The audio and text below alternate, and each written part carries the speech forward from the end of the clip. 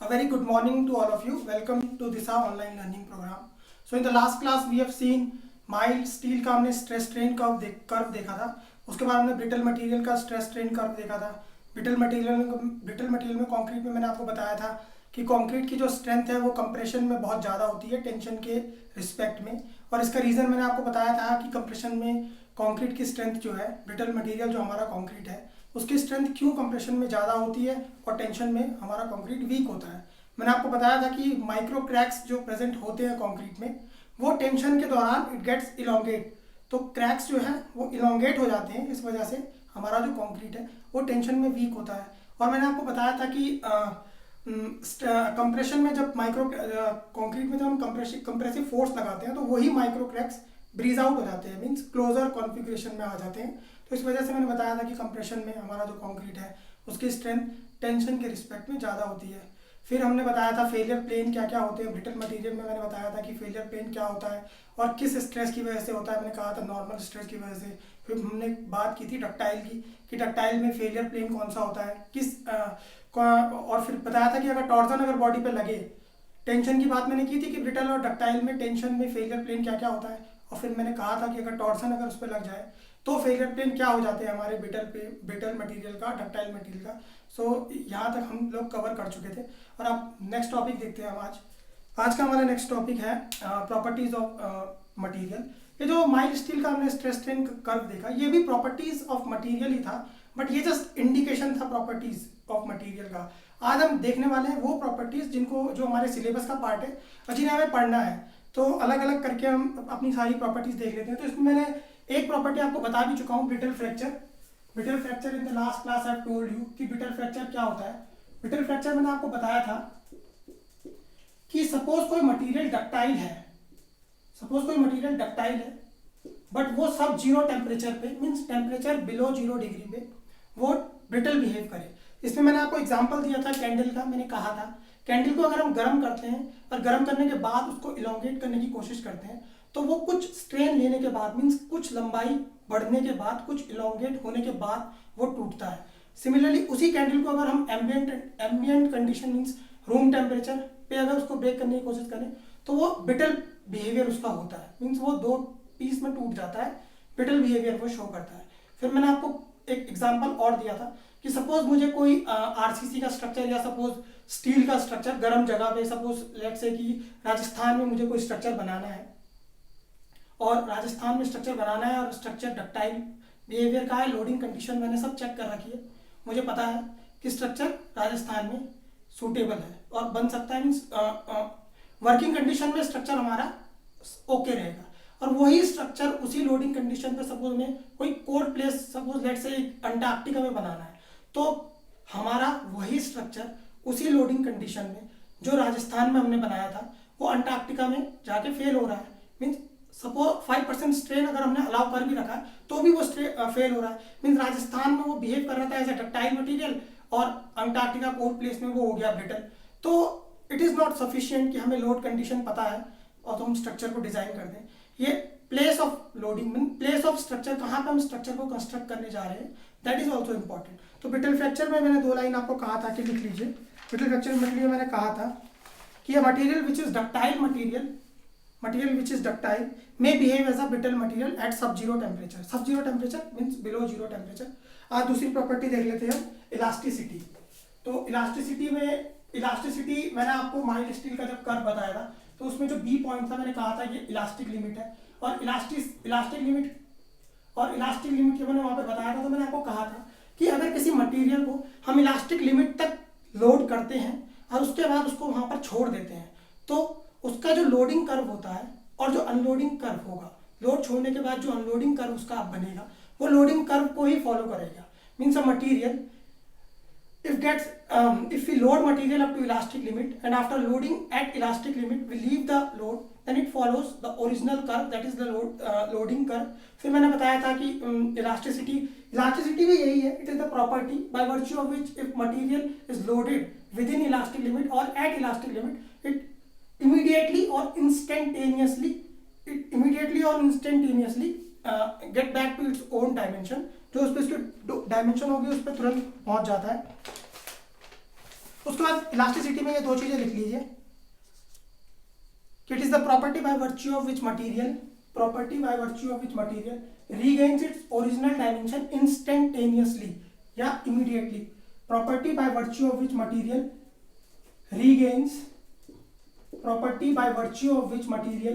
regains its original shape or dimension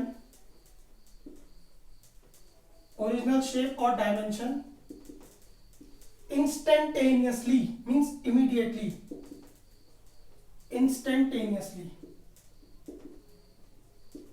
तो ये definition होती है इलास्टिसिटी की कि it is the property by virtue of which material regains its original shape and dimension immediately means just after leaving the load. उसके बाद एक चीज और इसमें आती है कि दो कर्व हम देखते हैं, ये स्ट्रेस स्ट्रेन कर्व में दिखा रहा हूं कि इसमें दो चीजें होती है, एक तो होता है लीनियर इलास्टिक और एक होता है लीनियर इन इलास्टिक. तो लीनियर इलास्टिक क्या होता है कि सपोज ये मटेरियल है, इसका हमने कर्व बनाया और ये यहां तक लीनियर रहा, ये इसकी इलास्टिक लिमिट है,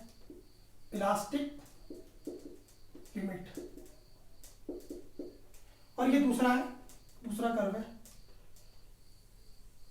ये दूसरा कर्व है और ये इसकी इलास्टिक लिमिट है, तो ये जो स्ट्रेस स्ट्रेन कर्व है, इसको हम बोलते हैं कि ये linear elastic stress strain curve है. This curve is linear elastic stress strain curve. तो curve is linear up to elastic limit, और ये जो कर्व है ये है नॉन लीनियर इलास्टिक. तो ये है लीनियर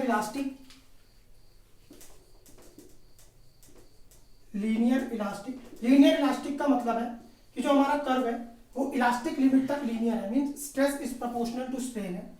और नॉन लीनियर इलास्टिक का मतलब है कि जो हमारा कर्व है वो इलास्टिक लिमिट तक लीनियर नहीं है. तो ये जो हमारा कर्व है ये नॉन लीनियर इलास्टिक है,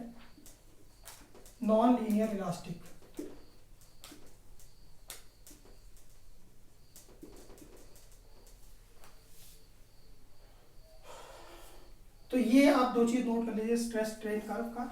ये दो linear elastic non linear elastic क्या होता है मैंने बता दिया. अब एक चीज और देख लेते हैं कि सपोज हमारे पास कोई कर्व है, ये कोई कर्व है और इसको हमने इलास्टिक लिमिट तक लोड किया. कर्व है, स्ट्रेस स्ट्रेन कर्व है,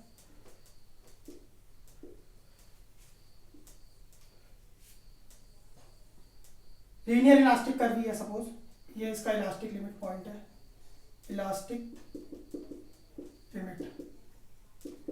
तो कर्व, तो किसी मटेरियल को हमने, ये लीनियर इलास्टिक है,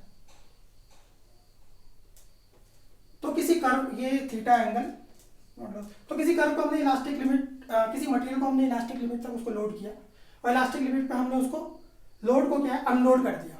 तो जो कर्व अनलोडिंग कर्व है वो इसी को फॉलो करेगा, इसी कर्व को फॉलो करेगा. बट सपोज हमने इलास्टिक लिमिट के बियॉन्ड किसी मटेरियल को लोड कर दिया. सपोज ये इसका इलास्टिक लिमिट था और हमने इसको यहां तक इसको क्या कर दिया, लोड कर दिया. तो अब ये जो कर्व है, अनलोडिंग कर्व जो अब बनेगा इसका, वो इस जो इसका लीनियर पोर्शन है उसके पैरेलल बनेगा. ये मैंने बताया लीनियर इलास्टिक कर्व में. सपोज नॉन लीनियर भी है, तो सपोज हमारा कर्व नॉन लीनियर भी है, ये पहले लीनियर का देख ले, और ये जो डिफॉर्मेशन इसमें आ जाएगा इसको हम बोलते हैं परमानेंट सेट. ये जो डिफॉर्मेशन इसमें आया ये परमानेंट सेट है. परमानेंट सेट का मतलब ये हुआ कि अब जीरो स्ट्रेस पे भी हमारे मटेरियल में इतना डिफॉर्मेशन रह जाएगा. मैंने क्या कहा कि किसी मटेरियल को हमने इलास्टिक लिमिट के बियॉन्ड लोड करने के बाद लोड रिलीज किया, इलास्टिक लिमिट के बाद लोड करके उसको लोड रिलीज मतलब अनलोड किया, तो वो जो कर्व अब फॉलो करेगा वो इसके लीनियर पोर्शन के पैरेलल जो लाइन है उसको फॉलो करेगा. वैसे ही अगर सिमिलरली ये कर्व हमारा लीनियर ना होकर नॉन लीनियर हो जाए, सपोज यही कर्व लीनियर ना होकर नॉन लीनियर हो जाए, ऐसा सपोज कर्व है और इतना पोर्शन इसका लीनियर है, सपोज इतना पोर्शन इसका लीनियर है, फिर ये ऐसे नॉन लीनियर चला गया और ये इसका सपोज इलास्टिक लिमिट पॉइंट है, ये इसका इलास्टिक लिमिट पॉइंट है. तो इस केस में भी अगर हम किसी मटेरियल को इलास्टिक लिमिट के बियॉन्ड लोड करके बाद छोड़ देते हैं, सपोज यहाँ पे हमने इसको, यहाँ तक हमने इसको लोड किया और उसके बाद हमने इसको छोड़ दिया, तो अब जो अनलोडिंग कर्व है वो इसका जो लीनियर पोर्शन है उसके पैरेलल जो लाइन बनेगी उसको फॉलो करेगा। तो ये जो कर्व है इसके पैरेलल, ये जो कर्व है इसके पैरेलल, सपोज यहाँ पे पहुंचा, इसके पैरेलल जो कर्व है ये इसका अनलोडिंग कर्व हो जाएगा। ये कर्व जो है ये अनलोडिंग कर्व है, अनलोडिंग कर्व। तो ये डिफरेंस है कि अगर हम इलास्टिक लिमिट के बियॉन्ड किसी मटेरियल को लोड कर दें और उसके बाद उसको अनलोड करें तो उसका जो अनलोडिंग कर्व है वो कैसा बनेगा। तो ये भी एक पॉइंट है, यहाँ पे लिख लीजिए, कई बार ऑब्जेक्टिव में पूछ लेते हैं ये पॉइंट भी, कि if the stress strain curve is linear up to elastic limit, if the stress strain curve is linear up to elastic limit is called linearly elastic, and if stress strain curve is not linear up to elastic limit is called non-linear elastic.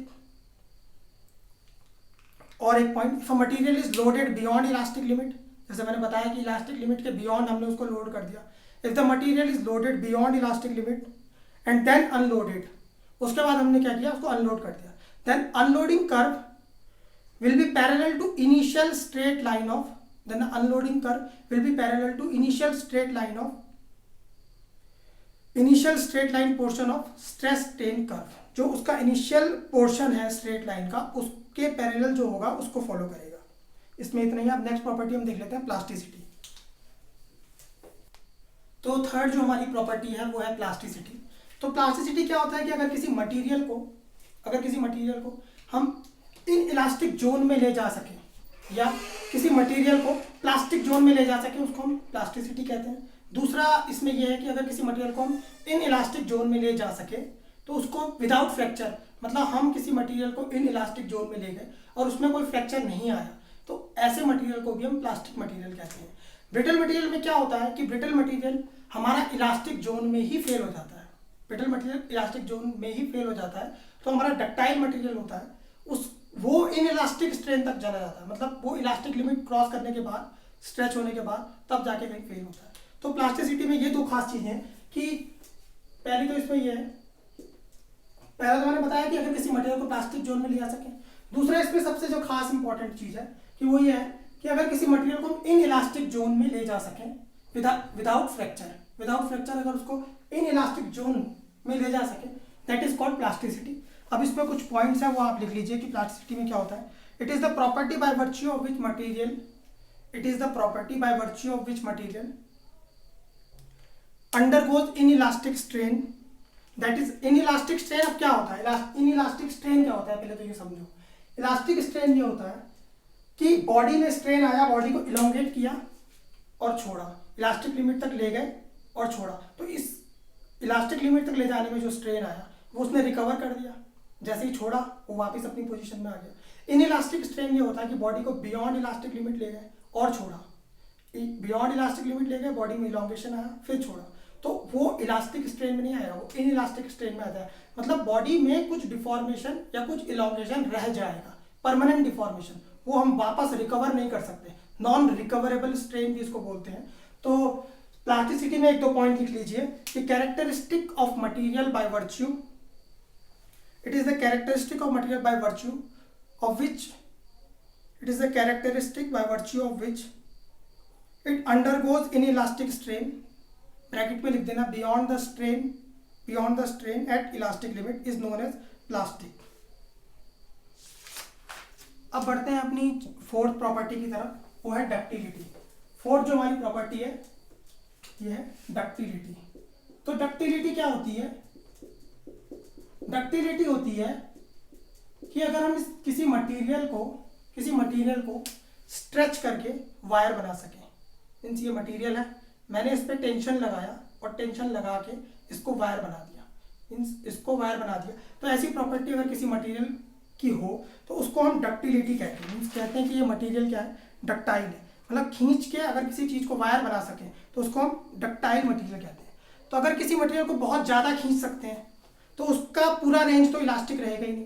अगर किसी material को हम बहुत ज़्यादा खींच के, इसको suppose मेरे को वायर बनाना है तो बहुत ज़्यादा खींचना पड़ेगा, तो बहुत ज़्यादा खींचे तो इसका पूरा जो जोन है, पूरा का पूरा जो इसका कर्व अगर मैं बनाऊं स्ट्रेस स्ट्रेन का, तो पूरा का पूरा कर्व तो इलास्टिक जोन रहेगा नहीं, इसमें कुछ ना कुछ इन इलास्टिक स्ट्रेन भी आएगा, इलास्टिक स्ट्रेन के बियॉन्ड ये पक्का जाएगा, इन इलास्टिक स्ट्रेन इसमें आएगा ही आएगा। तो इन इलास्टिक स्ट्रेन आएगा, उसी को हम कहते हैं कि ये डक्टाइल है। मीन्स इन इलास्टिक स्ट्रेन बहुत ज़्यादा आया इलोंगेट होने के लिए, उसके बाद वो वायर में बना, वायर में चेंज हुआ, तो ऐसे मटेरियल को हम कहते हैं डक्टाइल। तो डक्टाइल जो मटेरियल होगा उसमें इन इलास्टिक स्ट्रेन रहेगा ही रहेगा। सो इसमें अब एक दो पॉइंट आप लिख लीजिए डक्टिलिटी में। Ductility is a measure of amount by which material can be drawn out in wire, material can be drawn out in tension before it fracture. तो अगर मैंने बताया अगर किसी मटेरियल की बहुत ज़्यादा डक्टिलिटी है तो वो बहुत ज़्यादा इलोंगेट होगा, इलोंगेट बहुत ज़्यादा होगा तो इलास्टिक रीजन को क्रॉस करेगा, इलास्टिक रीजन को क्रॉस करेगा तो उसमें इन इलास्टिक स्ट्रेन बहुत ज़्यादा होंगे। तो डक्टाइल मटेरियल में इन इलास्टिक स्ट्रेन बहुत ज़्यादा होता है, ये खास बात है। तो ductility measurement is done during tension. Tension में ही अगर किसी मटेरियल को अगर वायर बनाना है तो हमको टेंशन ही लगाना पड़ेगा, कंप्रेशन में तो वायर बनेगा नहीं, कंप्रेशन में तो क्या मेलेबिलिटी एक प्रॉपर्टी। नेक्स्ट जो हमारी प्रॉपर्टी है वो है मेलेबिलिटी। तो डक्टाइल मटेरियल का एग्जांपल ये होता है कि जैसे लोहा हमारा हो गया, आयरन। और मेलेबिलिटी क्या होता है कि ये सब प्रॉपर्टी होती है कि हम किसी मटेरियल को कंप्रेस करके उसकी शीट बना सकें। मीन्स किसी मटेरियल पे हमने कंप्रेसिव फोर्स लगाया और कंप्रेसिव फोर्स लगा के उस मटेरियल को हमने शीट में चेंज कर दिया। तो एक और ख़ास बात होती है कि जितने भी हमारे डक्टाइल मटेरियल होते हैं वो मेलेबल भी होते हैं, बट जितने भी हमारे मेलेबल मटेरियल होते हैं वो डक्टाइल नहीं होते, ये जरूरी नहीं है। तो जितने भी डक्टाइल मटेरियल हैं वो मेलेबल हैं, बट जितने मेलेबल हैं वो डक्टाइल नहीं है। फॉर एग्जांपल आयरन जो लोहा है, लोहे को हम खींच के वायर बना सकते हैं और उसको कंप्रेस करके हम शीट भी बना सकते हैं।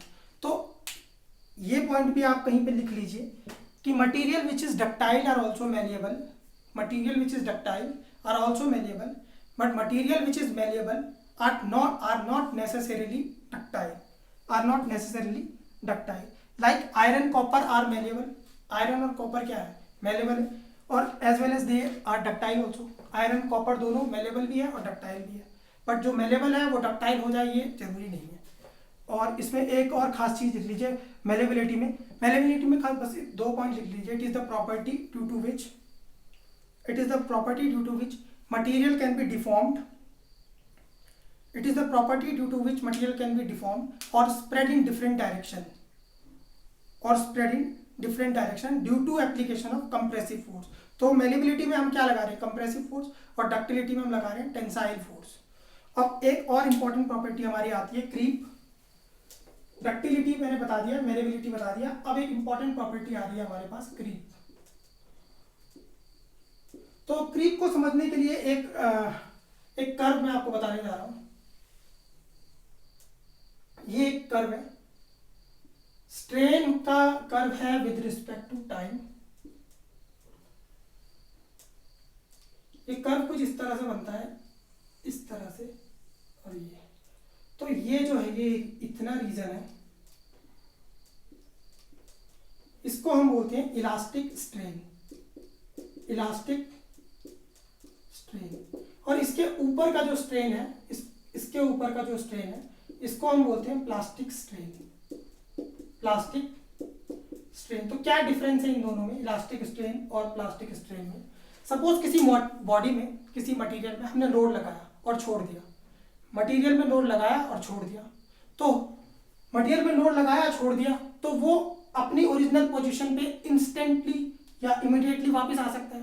बट किसी मटेरियल पे लोड लगाया और लगे रहने दिया, सालों साल तक लगे रहने दिया, तो उसमें क्या है कि हमारा क्रीप आ जाता, क्रीप का फिनोमिना वहां पे डेवलप हो जाता है। प्लीज ये प्लास्टिक स्ट्रेन नहीं है, सॉरी प्लास्टिक स्ट्रेन नहीं है, ये क्रीप स्ट्रेन है। उसमें हमारा क्या है, क्रीप का फिनोमिना आ जाता है, क्रीप स्ट्रेन।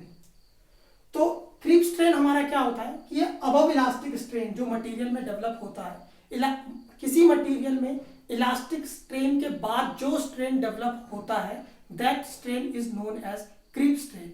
अब क्रीप बॉडी में आता क्यों है, ये आता है दो चीजों की वजह से, या तो बॉडी में परमानेंट लाइव लोड लगा हो या बॉडी का खुद का डेड लोड।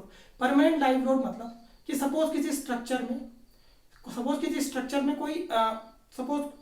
कोई मशीन रखी है, कोई लेबोरेटरी है, फर्स्ट फ्लोर में लेबोरेटरी है और वहाँ पर हमने कोई मशीन रखी है और वो मशीन कंक्रीट की बनी हुई है, सालों साल वहीं पर रहेगी। तो उस मशीन की वजह से, उस कंक्रीट के मटेरियल की वजह से उस बॉडी, उस स्ट्रक्चर में हमारा क्रीप डेवलप होता है। तो it is due to two things.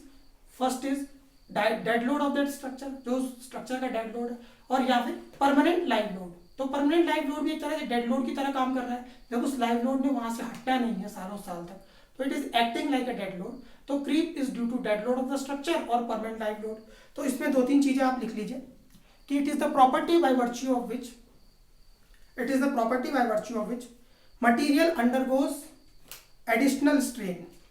It is the property by virtue, virtue मतलब क्वालिटी होती है। It is the property by virtue of which material undergoes additional strain, additional strain beyond elastic strain.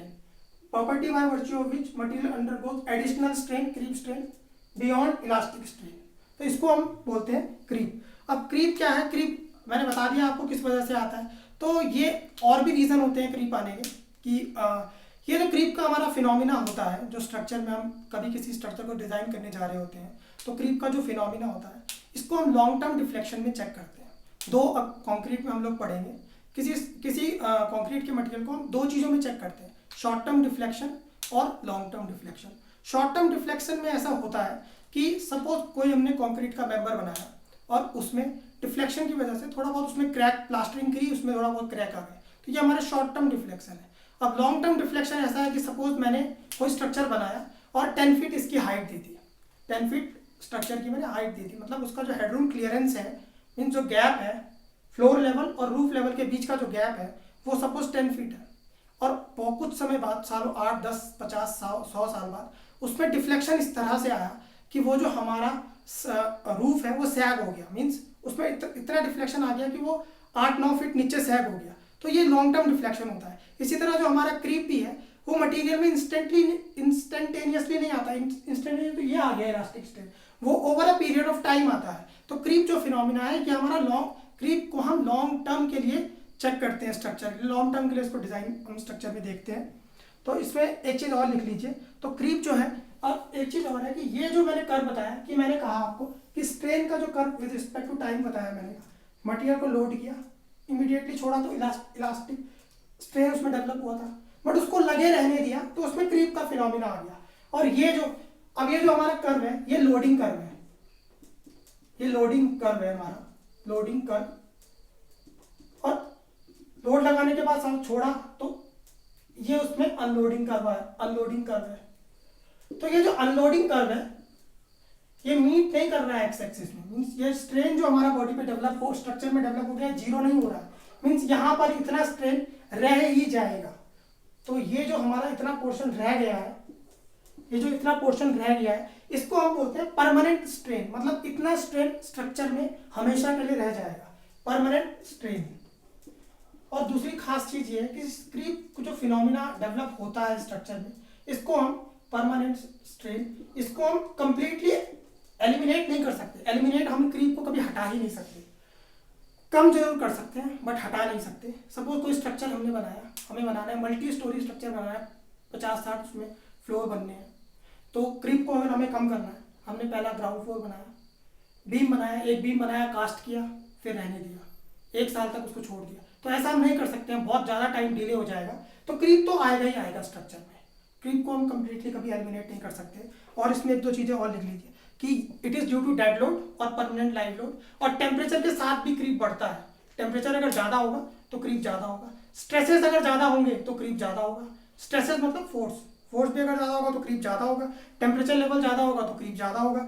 और time के साथ अगर जितना ज़्यादा time, उतना मैंने पहले ही बता दिया कि लॉन्ग टर्म डिफ्लेक्शन में इसको चेक करते हैं, मीन्स क्रीप फिनोमिना ही बहुत देर में देखने को मिलता है। तो इसमें ये भी लिख लीजिए, it is due to dead load और permanent live load. It is generally significant, means बहुत ज़्यादा होता है एट हायर टेम्परेचर और हायर स्ट्रेस लेवल पे।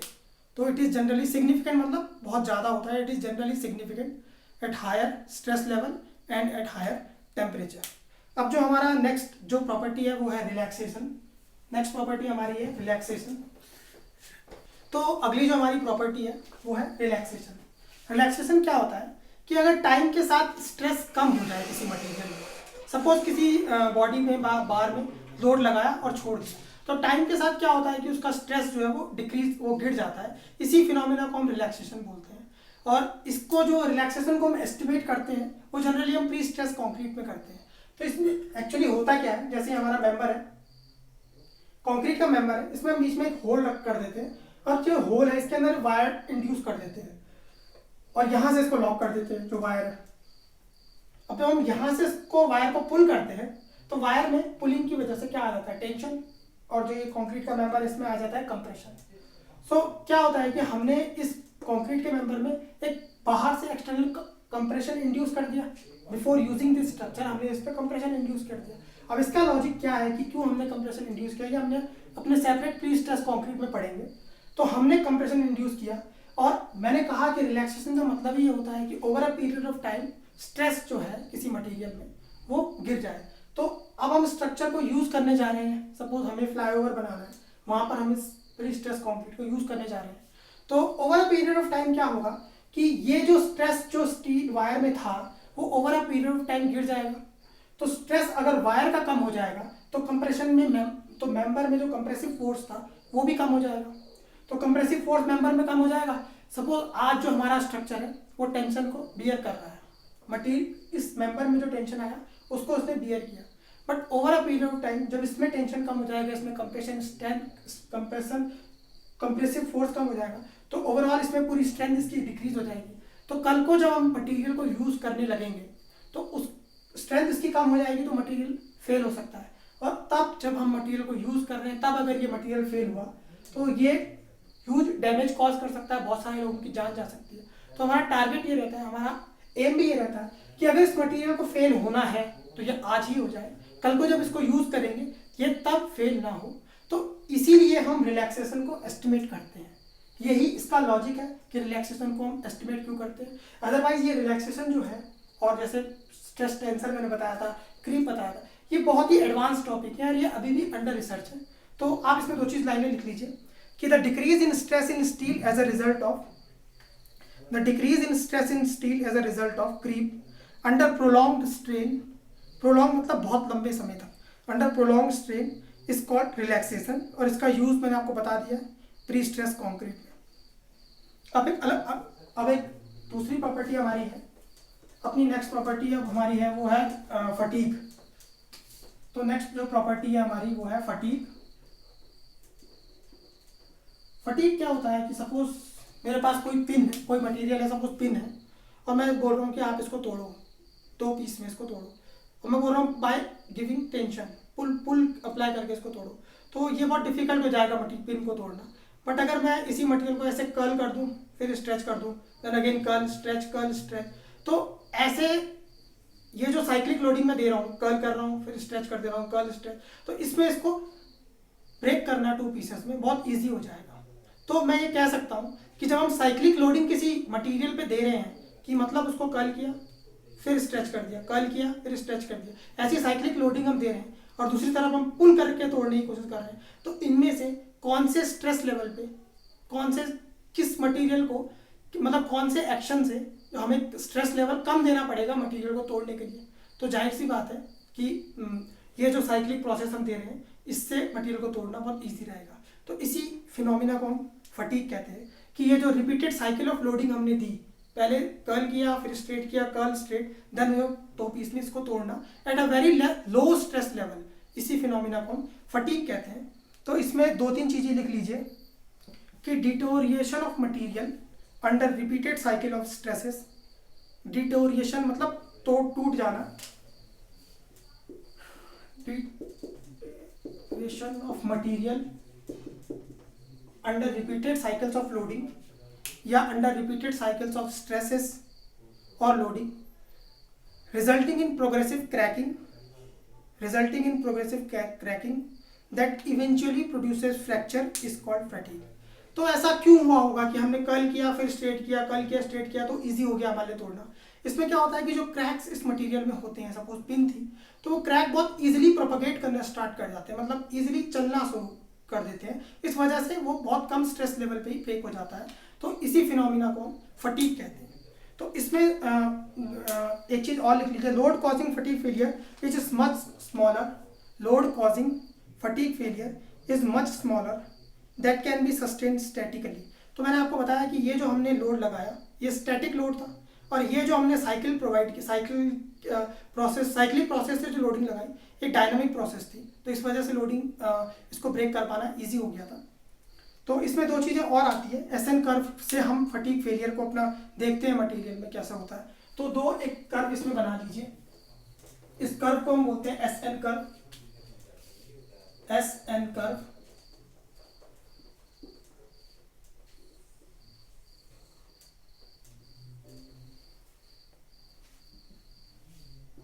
Stress with respect to N, यहाँ पर जो स्ट्रेस होता है इसको बोलते हैं स्ट्रेस कॉजिंग फटीग फेलियर, और जो एन है ये है number of cycle of loading causing fatigue failure. तो ये जो सिग्मा है इसको बोलते हैं stress causing fatigue failure, stress causing fatigue failure,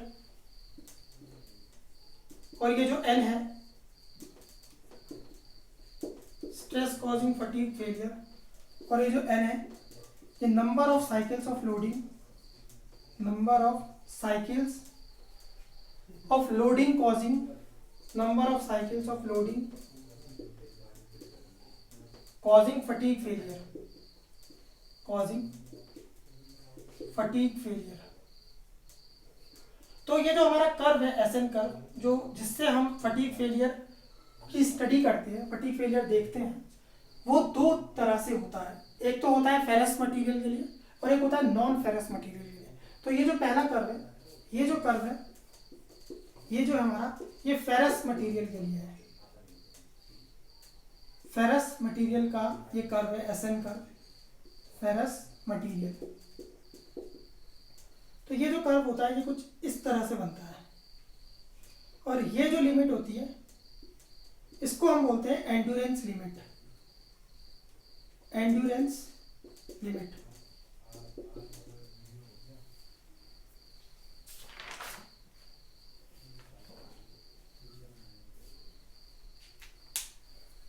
ये ड्रॉ कर लीजिए।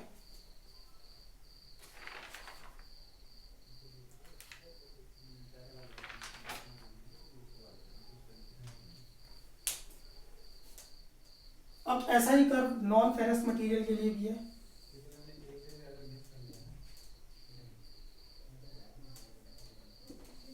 ये नॉन फेरस मटेरियल के लिए, नॉन फेरस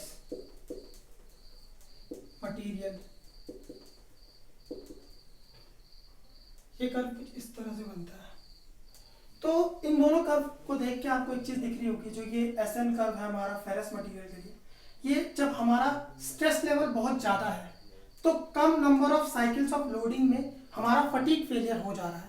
मीन्स यहाँ पर देख सकते हैं आप, ये जो स्ट्रेस है, ये जो स्ट्रेस है, ये जो स्ट्रेस है, ये जब बहुत ज़्यादा है तो कम number of cycles of loading में हमारा फटीग फेलियर कॉज हो जा रहा है। और जैसे जैसे हमारा स्ट्रेस गिर रहा है, number of cycles of loading बढ़ रही है। मतलब अगर हमारा स्ट्रेस ज़्यादा है, मतलब हम ज़्यादा स्ट्रेस दे रहे हैं, तो कम number of cycles of loading, means ये जो मैंने बताया था कि हमने कर्ल किया फिर स्ट्रेट किया, तो ये जो साइकिल हमने जैसे कर्ल किया स्ट्रेट किया एक साइकिल, तो ये जो साइकिल्स हैं इनकी जो नंबर है, फ्रीक्वेंसी है, वो कम हो जा रही है अगर हमारा स्ट्रेस ज़्यादा है। तो ये एक चीज़ सामने आ रही है।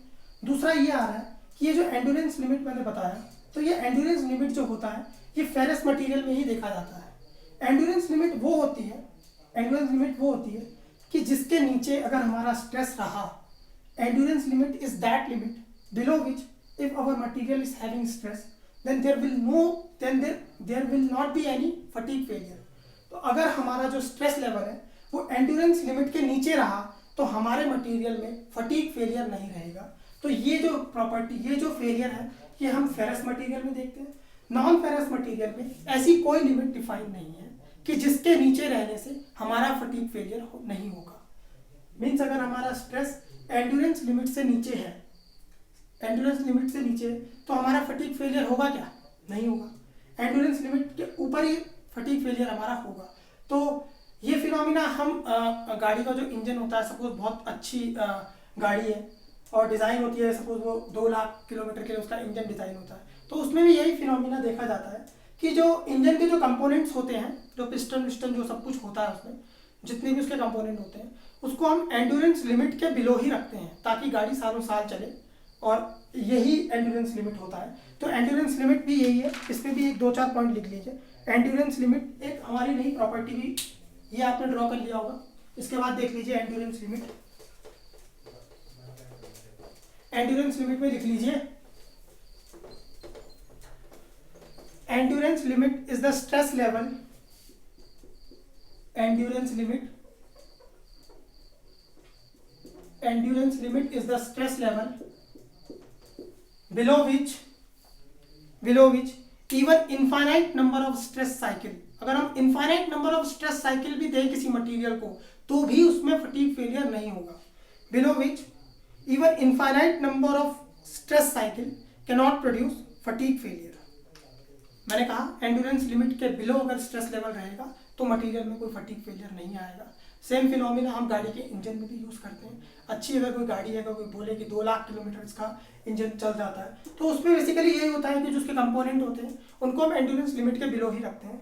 तो ये आपने लिख लिया होगा, is the stress level below which even infinite means बहुत ज़्यादा, infinite number of stress cycle can not produce fatigue failure and this limit is called endurance limit.